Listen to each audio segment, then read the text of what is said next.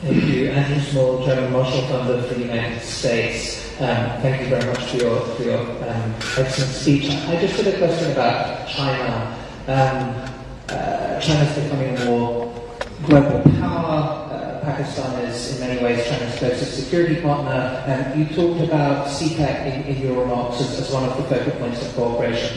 I just wondered if you might sketch out how you saw security cooperation with China progressing in the next decade.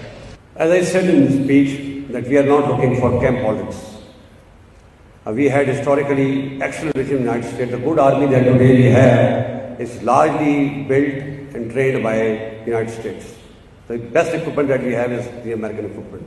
We still have deep cooperation with the United States and our Western friends.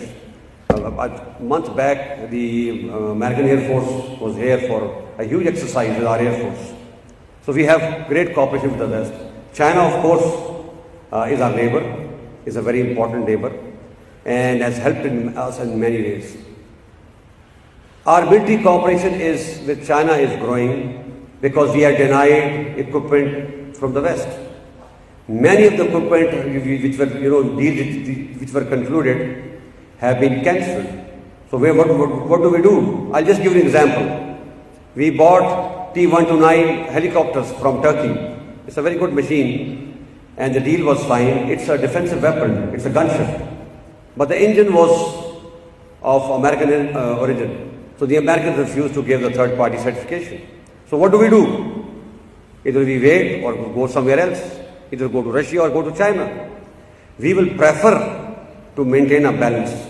Similarly, we were making some 8 submarines, and the German was supposed to give the engines and everything was done. And the last moment, when the submarine was ready, the Germans refused to give us the engines.